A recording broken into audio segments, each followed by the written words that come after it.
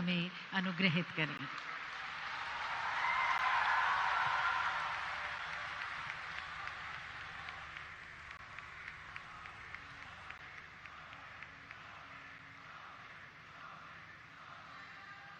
गोवा के governor Shri PS Sreedharan Pillai जी, यहाँ के लोकप्रिय युवा मुख्यमंत्री वैद्य प्रमोद सावंत जी, केंद्रीय मंत्री सर्बानंद सोनोवाल जी, श्रीपद नाइक जी, डॉक्टर महेंद्र भाई मुजप्परा जी,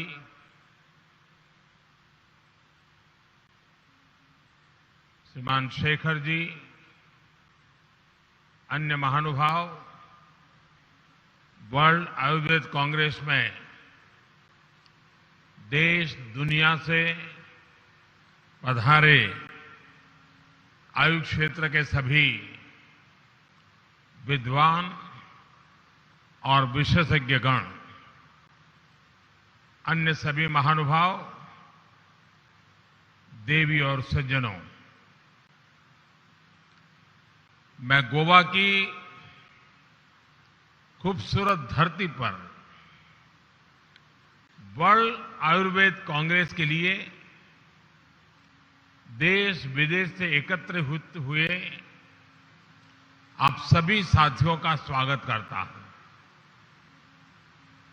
वर्ल्ड आयुर्वेद कांग्रेस की सफलता के लिए मैं आप सभी को हृदय से शुभकामनाएं देता हूं। ये आयोजन एक ऐसे समय में हो रहा है जब भारत के आजादी के अमृतकाल की यात्रा शुरू है। अपने ज्ञान, विज्ञान और सांस्कृतिक अनुभव से विश्व के कल्याण का संकल्प अमृतकाल का एक बड़ा लक्ष्य है और आयुर्वेद इसके लिए एक मजबूत और प्रभावी माध्यम है।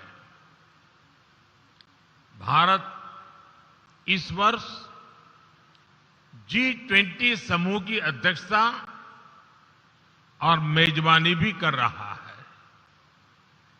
हमने G20 समिट की भी थीम रखी है, one earth, one family, one future. ऐसे ही विषयों पर आप सभी वर्ल्ड आयुर्वेद कांग्रेस के इस आयोजन में चर्चा करेंगे, पूरे विश्व के स्वास्थ्य के लिए विमर्श करेंगे।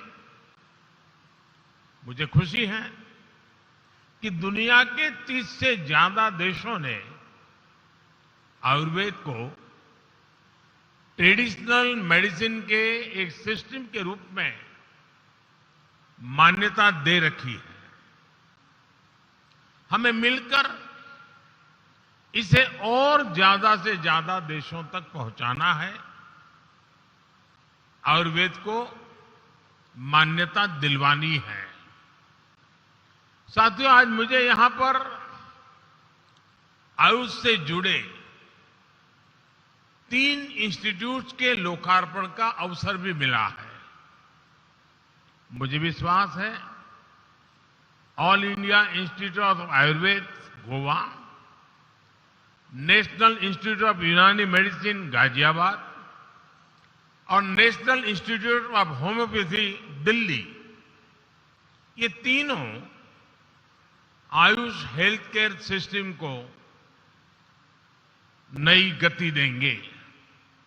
साथियों, आयुर्वेद एक ऐसा विज्ञान है जिसका दर्शन, जिसका मोटो है सर्वे भवन्तु सुखिनः, सर्वे सन्तु निरामया, यानी सबका सुख, सबका स्वास्थ्य। जब बीमारी हो ही जाए तब उसके इलाज के लिए मजबूरी नहीं, बल्कि जीवन निरामय होना चाहिए, जीवन बीमारियों से मुक्त होना चाहिए। सामान्य अवधारणा है कि अगर कोई प्रत्यक्ष बीमारी नहीं है तो हम स्वस्थ हैं। लेकिन आयुर्वेद की दृष्टि से मैं स्वस्थ होने की परिभाषा कहीं व्यापक है।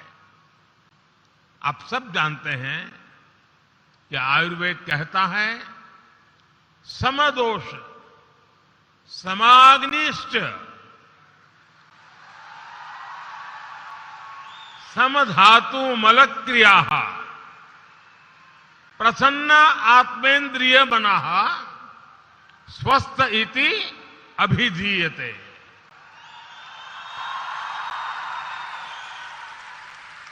अर्थात जिसके शरीर में संतुलन हो, सभी क्रियाएं संतुलित हो और मन प्रसन्न हो, वही स्वस्थ है।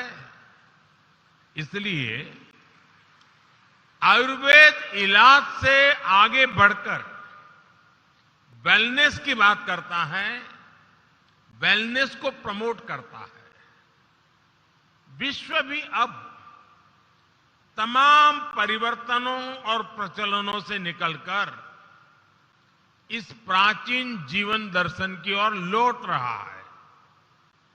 और मुझे इस बात की बहुत खुशी है कि भारत में इसे लेकर काफी पहले से ही काम शुरू हो चुका है। जब मैं गुजरात में मुख्यमंत्री के रूप में काम करता था, हमने उस समय से ही आयुर्वेद को बढ़ावा देने के लिए कई प्रयास शुरू किए थे। हमने आयुर्वेद से जुड़े संस्थानों को बढ़ावा दिया, गुजरात आयुर्वेद यूनिवर्सिटी को आधुनिक बनाने के लिए काम किया। उसका परिणाम है कि आज जामनगर में WHO की तरफ से विश्व का पहला और इकलौता global centre for traditional medicine खोला गया है। देश में भी हमने सरकार में एक अलग आयुष मंत्रालय की स्थापना की, जिससे आयुर्वेद को लेकर उत्साह भी आया और विश्वास भी बढ़ा। आज एम्स की ही तर्ज पर all India institute of Ayurveda भी खुल रहे हैं। इसी वर्ष ग्लोबल आयुष इनोवेशन और इन्वेस्टमेंट समिट का सफल आयोजन भी हुआ है, जिसमें भारत के प्रयासों की तारीफ WHO ने भी की है। अंतर्राष्ट्रीय योग दिवस को भी अब पूरी दुनिया हेल्थ और वेलनेस के ग्लोबल फेस्टिवल के तौर पर सेलिब्रेट करती है। यानी जिस योग और आयुर्वेद को पहले उपेक्षित समझा जाता था, वो आज पूरी मानवता के लिए एक नई उम्मीद बन गया है। साथियों, आयुर्वेद से जुड़ा एक और पक्ष है जिसका जिक्र मैं वर्ल्ड आयुर्वेद कांग्रेस में जरूर करना चाहता हूं।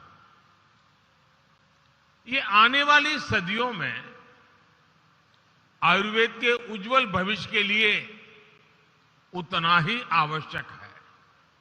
साथियों, आयुर्वेद को लेकर वैश्विक सहमति, सहजता और स्वीकार्यता आने में इतना समय इसलिए लगा क्योंकि आधुनिक विज्ञान में आधार, एविडेंस को, प्रमाण को माना जाता है।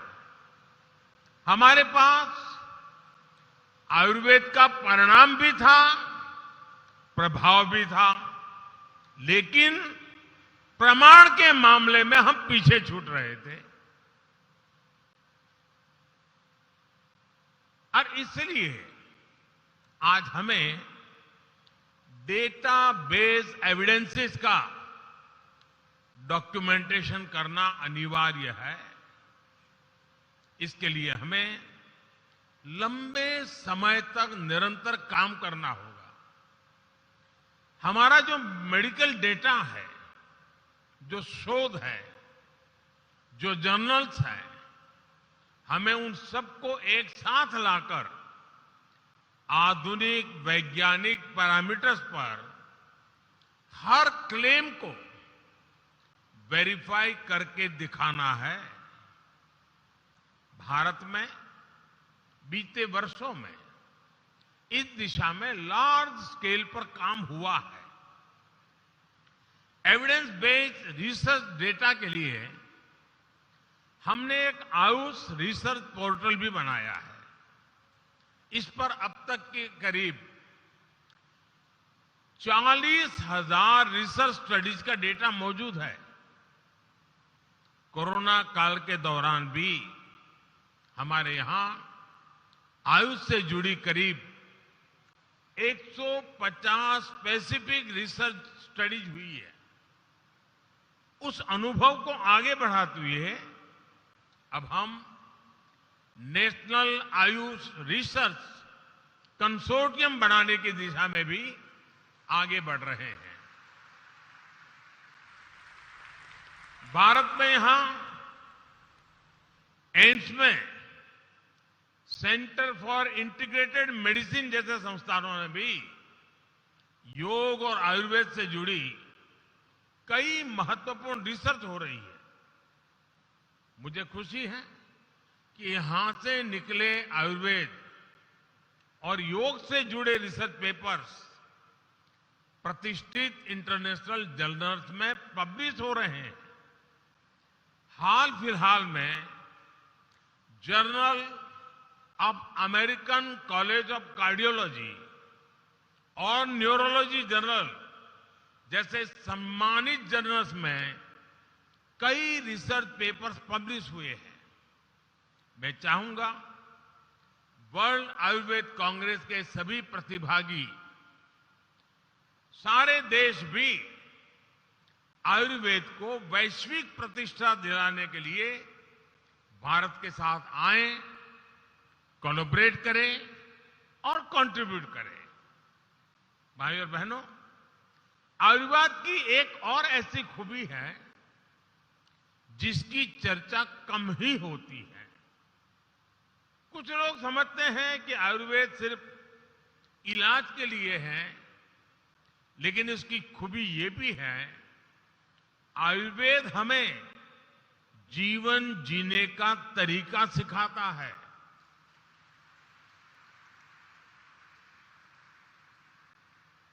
अगर मैं आधुनिक टर्मिनोलॉजी का उपयोग करके आपको बताना चाहूं तो मैं एक आपको उदाहरण देता हूं। आप दुनिया की अच्छी से अच्छी कंपनी की बेहतर से बेहतर कार खरीदें, उस कार के साथ उसकी मैनुअल बुक भी आती है, उसमें कौन सा फ्यूल डालना है, कब और कैसे सर्विसिंग करवानी है, कैसे रखरखाव करना है, हमें ये ध्यान रखना पड़ता है। अगर डीजल इंजन कार में पेट्रोल डाल दिया तो गड़बड़ तय है। इसी तरह आप अगर कोई कंप्यूटर चला रहे हैं तो उसमें उसके सारे हार्डवेयर और सॉफ्टवेयर ठीक काम करने चाहिए। हम हमारी मशीनों का ख्याल तो रखते हैं, लेकिन हमारे शरीर को कैसे खाना, क्या खाना, कैसा रूटीन, क्या नहीं करना चाहिए, इस पर हम ध्यान ही नहीं देते हैं। आयुर्वेद हमें सिखाता है कि हार्डवेयर सॉफ्टवेयर की तरह ही शरीर और मन भी एक साथ स्वस्थ रहने चाहिए, उनमें समन्वय रहना चाहिए। उदाहरण के तौर पर आज प्रॉपर स्लीप मेडिकल साइंस के लिए एक बहुत बड़ा विषय है। लेकिन आप जानते हैं, महर्षि चरक जैसे आचार्यों ने सदियों पहले इस पर कितने विस्तार से लिखा है। यही आयुर्वेद की खूबी है। साथियों, हमारे यहां कहा जाता है, स्वास्थ्यम परमार्थ साधनम, अर्थात स्वास्थ्य ही अर्थ और उन्नति का साधन है। ये मंत्र जितना हमारे व्यक्तिगत जीवन के लिए सार्थक है, उतना ही प्रासंगिक अर्थव्यवस्था के नजरिए से भी है। आज आयुष के क्षेत्र में असीम नई संभावनाएं जन्म ले रही है। आयुर्वेदिक हर्ब्स की खेती हो, आयुष मेडिसिन की मैन्युफैक्चरिंग और सप्लाई हो, डिजिटल सर्विसेज हो, आयुष स्टार्टअप के लिए इनमें एक बड़ा स्कोप है। भाइयों और बहनों, आयुष इंडस्ट्री की सबसे बड़ी ताकत यह है कि इसमें हर किसी के लिए अलग अलग तरह के अवसर उपलब्ध हैं। उदाहरण के तौर पर आज भारत में आयुष के क्षेत्र में करीब 40,000 एमएसएमई, लघु उद्योग अनेकविध प्रोडक्ट दे रहे हैं, अनेकविध इनिशिएटिव ले रहे हैं। इनसे लोकल इकोनॉमी को बहुत बड़ी ताकत मिल रही है। 8 साल पहले देश में आयुष इंडस्ट्री करीब करीब 20,000 करोड़ रुपए के आसपास ही थी। आज आयुष इंडस्ट्री करीब करीब 1.5 लाख करोड़ रुपए के आसपास पहुंच रही है। यानी 7-8 वर्षों में करीब करीब 7 गुना ग्रोथ। आप कल्पना कर सकते हैं, आयुष अपने आप में कितनी बड़ी इंडस्ट्री, कितनी बड़ी इकोनॉमी बनकर उभर रहा है। आने वाले समय में इसका ग्लोबल मार्केट में और बड़ा विस्तार होना ही है। आप भी जानते हैं कि ग्लोबल हर्बल मेडिसिन और स्पाइसेस का मार्केट $120 बिलियन यानी करीब करीब 10 लाख करोड़ रुपए के आसपास का है।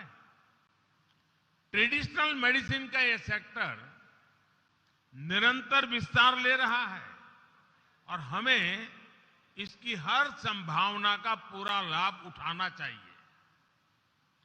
ग्रामीण अर्थव्यवस्था के लिए, हमारे किसानों के लिए कृषि का एक पूरा नया सेक्टर खुल रहा है, जिसमें उन्हें काफी अच्छी कीमतें भी मिल सकती हैं। इसमें युवाओं के लिए हजारों लाखों नए रोजगार पैदा होंगे। साथियों, आयुर्वेद की बढ़ती लोकप्रियता का एक और बड़ा पक्ष आयुर्वेद और योग टूरिज्म भी है। गोवा जैसा राज्य जो टूरिज्म का एक हब है, वहां आयुर्वेद और नेचुरोपैथी को प्रमोट करके टूरिज्म सेक्टर को और नई ऊंचाई दी जा सकती है। All India institute of Ayurveda, Goa, इस दिशा में एक अहम शुरुआत साबित हो सकता है। साथियों, आज भारत ने दुनिया के सामने वन अर्थ वन हेल्थ एक फ्यूचरिस्टिक विजन भी रखा है। वन अर्थ वन हेल्थ का मतलब है हेल्थ को लेकर एक यूनिवर्सल विजन।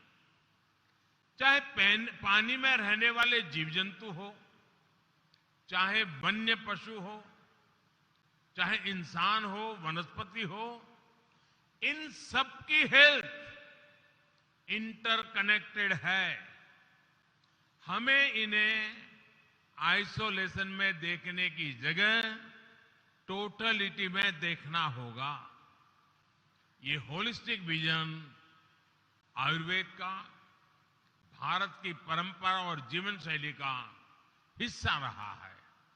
मैं चाहूंगा गोवा में हो रही इस वर्ल्ड आयुर्वेद कांग्रेस में ऐसे सभी आयामों पर विस्तार से चर्चा हो।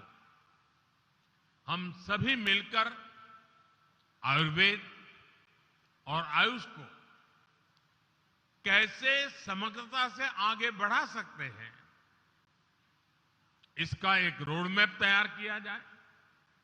मुझे विश्वास है आपके प्रयास इस दिशा में जरूर प्रभावी होंगे।